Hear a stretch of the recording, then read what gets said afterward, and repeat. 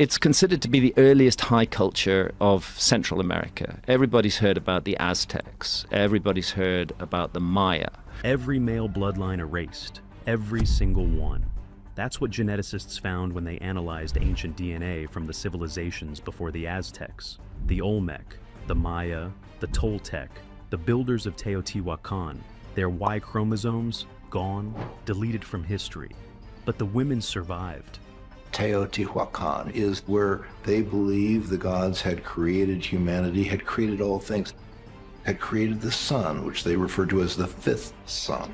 For decades, Graham Hancock claimed entire civilizations were wiped from the historical record. Scientists called him a fraud. They refused to take him seriously.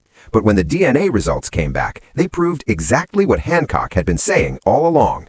The Aztecs didn't just conquer an empire, they replaced the erased fathers of an entire continent. Aztecs expanded their influence through military conquests and strategic alliances. Their empire flourished, dominating much of central and southern Mexico by the early 16th century. And what the genetic evidence reveals is far darker than anyone imagined. The impossible discovery. In 2015, Dr. Pontus Skoglund at Harvard was running genetic analysis on ancient Amazonian remains. Our labs tries to understand fundamental things about human past and evolution of disease. I think the recognition by the Blatnick Committee is for our work over the past years, bringing ancient DNA into a large-scale genomic science. When his algorithm returned results that made no sense, the DNA contained markers from Aboriginal Australians from the opposite side of the planet. That was impossible according to conventional archaeology. Every textbook said humans entered the Americas 15,000 years ago via a land bridge from Siberia. One migration, one source population, clean and simple. This was the story taught in every university, repeated in every documentary, displayed in every museum exhibit. No mysteries, no complications. But this Australasian signal predated the Siberian migration entirely. The Aztecs say they started from this place up in the north called Chico Mostak. It was a cave, and inside that cave it had 7 different caverns, and there were said to be 7 different tribes. It came from across the Pacific Ocean. It shouldn't exist. Dr. Skoglund checked his data 3 times. The signal remained. And get this, the signal doesn't appear uniformly across the Americas. It's concentrated in the Amazon basin, while nearly absent elsewhere. That pattern tells a disturbing story. A story of populations that were once widespread, but were replaced, absorbed, eliminated. Wave after wave of newcomers arrived, mixed with existing populations, and erased those who came before. Graham Hancock had argued this exact pattern for years. Scientists dismissed him as a pseudoscientist. They mocked his theories publicly. But now the DNA was backing him up. And nowhere is this disturbing pattern more evident than in Mesoamerica, the land that would eventually become the Aztec Empire, the erased fathers. When Dr. Maria Ayala Aros at Mexico's National Autonomous University analyzed Y chromosome data from ancient Mesoamerican remains, she had to step away from her computer. The fluorescent lights hummed overhead. Her coffee went cold. She ran the analysis again, then a third time, hoping for different results. The results didn't change. They couldn't. The Y chromosomes that should have passed from father to son for hundreds of generations had simply stopped, like bloodlines cut with a knife, like someone had gone through the genetic record with a black marker and deleted entire family trees. But here's the deal. The female lineages persisted. Maternal DNA survived across every collapse. Women were absorbed into new populations, married into new communities, carried their genetic heritage forward through daughters and granddaughters. The men, the fathers, warriors, kings, deleted from existence. This wasn't gradual blending over centuries. The breaks coincided exactly with moments of civilizational collapse. Sudden, violent, complete. If you want to keep uncovering secrets buried in ancient DNA, hit subscribe now, because this is just the beginning. The Teotihuacan Massacre. One example stands above all others: Teotihuacan. At its peak, this city housed over 125,000 people, rivaling Rome in population. Grandeur. Its pyramids still stand today, silent witnesses to something terrible. Its influence extended across all of Mesoamerica. Trade goods bearing its symbols have been found hundreds of kilometers away. The Aztecs, arriving centuries later, believed it had been built by gods. They named it the place where men became gods. They were so pale, some of us believe they were messengers of the gods. Then, around 550 AD, Teotihuacan fell, and what the DNA reveals reads like a crime scene report. Temples still smoldering, blood soaking into plaza stones, monuments deliberately destroyed with fury suggesting hatred, not just conquest, statues defaced, sacred spaces burned. And within a single generation, different men walking through those same streets, different Y chromosomes, different fathers, different bloodlines entirely. The genetic signature didn't shift gradually, it changed overnight, almost completely. Imagine an entire city's worth of fathers, brothers, sons vanished, replaced by strangers who took their homes, their temples, their wives.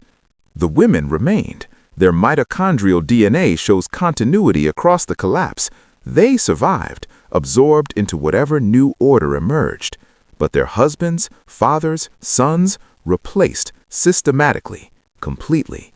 Dr. Andre Moreno Estrada at Mexico's National Laboratory of Genomics described the data as watching a crime committed in genetic slow motion.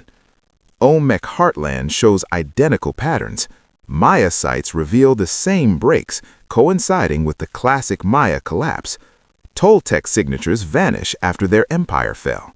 Each civilization experienced the same fate. Basically, someone was systematically eliminating men while preserving women for thousands of years across an entire continent, and that's putting it lightly. War explains part of it. Ancient armies killed men and took women as captives or wives. Over time, this erases Y chromosomes while maintaining maternal DNA. Conquerors become fathers. The conquered become genetic ghosts.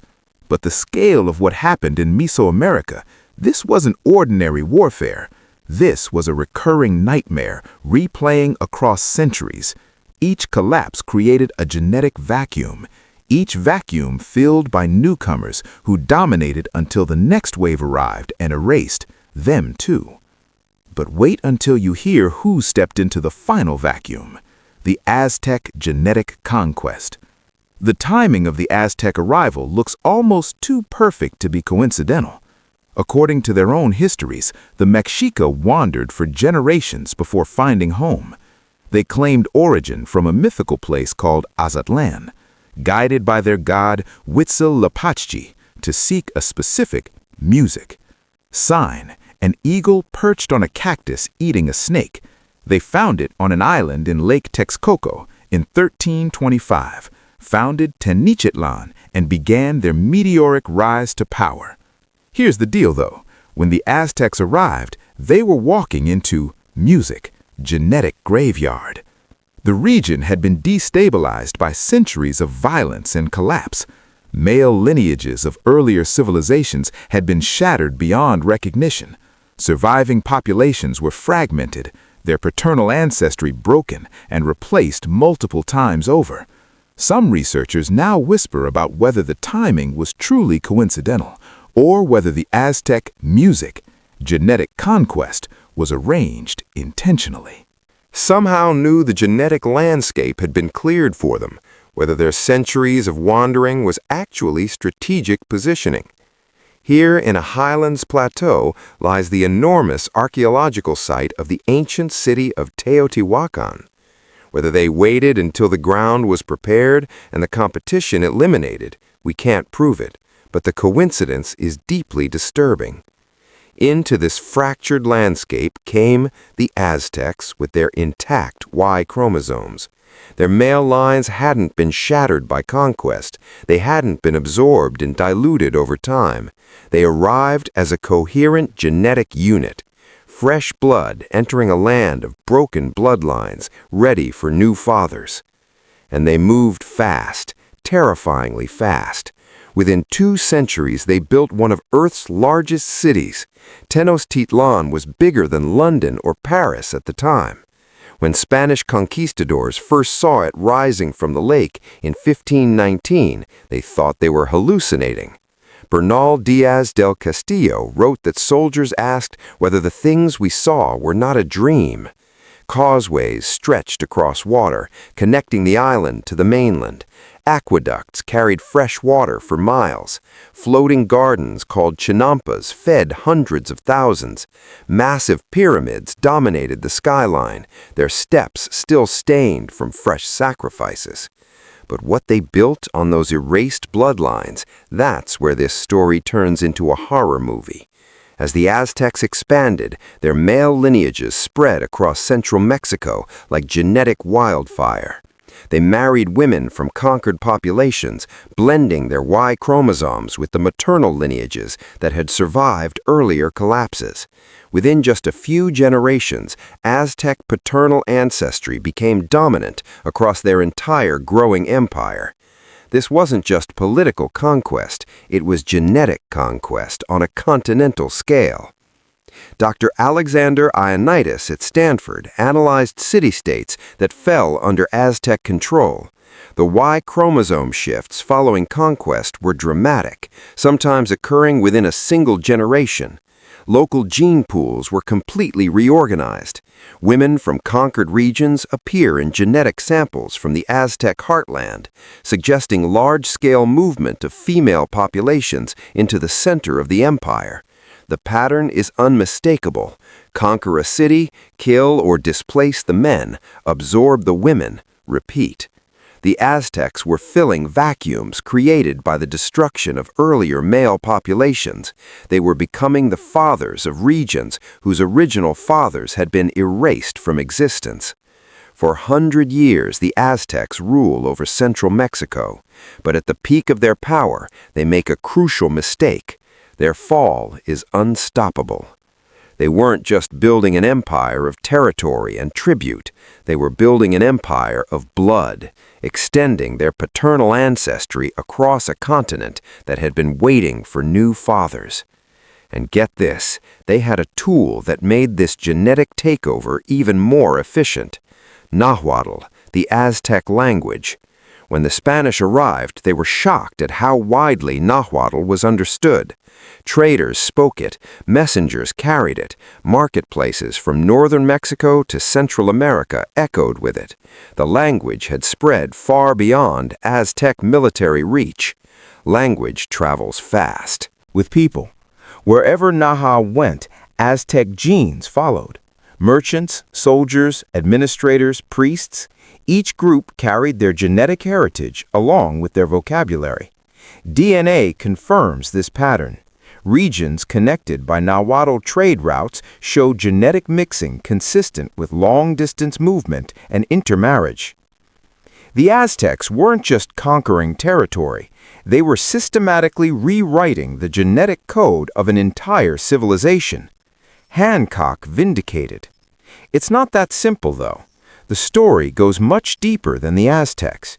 The Eurasian signal that started this entire investigation, it's ancient, far older than the Aztecs, older than the Michiek, older than any known Mesoamerican civilization. It represents contact or migration at the very dawn of human presence in the Americas, possibly 15,000 years or more. The pattern of genetic replacement wasn't unique to recent history. It was a recurring process from the very beginning. For at least 15,000 years, populations were constantly rewritten, the genetic slate wiped partially clean over and over. Wave after wave of newcomers arriving, wave after wave of men being erased. The Aztecs were just the most recent chapter in a story of perpetual erasure.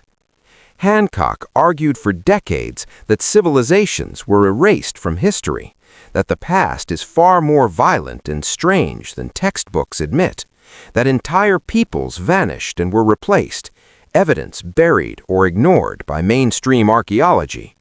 They called him crazy, called him a fraud, refused to take his theories seriously. The DNA proves entire bloodlines were erased systematically, repeatedly across millennia. Not metaphorically, literally. Genetic signatures of fathers and sons cut off and replaced over and over for thousands of years. Exactly what Hancock predicted. What happened to the men of Teotihuacan? Who killed them? Who replaced them? What forces drove these cycles of genetic replacement? Why did Aztecs arrive precisely when their intact male lineages gave maximum advantage? These aren't academic questions anymore. They're crime scene questions. Dr. David Reich at Harvard put it bluntly. We're only beginning to understand the true violence embedded in human genetic history. Violence leaving its signature in every sample. Violence written into the blood of survivors. Violence that mainstream archaeology refused to see until the DNA made it impossible to ignore. The difference between Aztecs and predecessors, the Aztecs were interrupted. Spanish arrival in 1519 ended their expansion. European diseases decimated their population. European weapons destroyed their military. European colonization dismantled their empire before they could complete their genetic conquest. But their genetic legacy survived. Millions of people today carry Aztec ancestry, bloodlines that spread across Mesoamerica during their brief century of dominance. The genetic empire they built in just 100 years survived 500 years of colonization, disease, and deliberate cultural destruction. The Spanish burned their books, destroyed their temples, banned their religion, but they couldn't erase the DNA. Aztec Y chromosomes are still there today, still dominant, still marking the genetic landscape of Mexico and Central America. Hancock asked uncomfortable questions for decades. He suggested official history was incomplete, that catastrophic events erased evidence, that migrations occurred that mainstream archaeology refused to acknowledge. The DNA is providing uncomfortable answers. Not everything Hancock theorized has been vindicated, but the core argument that the conventional narrative is wrong, that populations were erased and replaced repeatedly, that the Americas hold secrets far stranger than textbooks admit, is being confirmed by the very science meant to settle these questions. So here's the question that should keep you up tonight. If the Aztecs built their entire empire on erased bloodlines, how many other civilizations are hiding the same dark secret? How many founding myths are actually covering up ancient genetic genocides? How many empires rose not through innovation or divine favor, but because they arrived at the exact moment when the men before them had been conveniently eliminated? The DNA doesn't lie. It can't. And it's telling us that human history is far darker, far more violent, and far stranger than anyone wanted to admit. Hit that like button and subscribe, because we're just getting started digging up what they buried. And if you think this is disturbing, wait until you see what DNA revealed about the builders of the Egyptian pyramids. Amazing discoveries. Make sure to subscribe and hit the bell icon. Share this video with friends and join the discussion on what these findings could mean. Your thoughts and questions are important, so let's explore incredible mysteries together.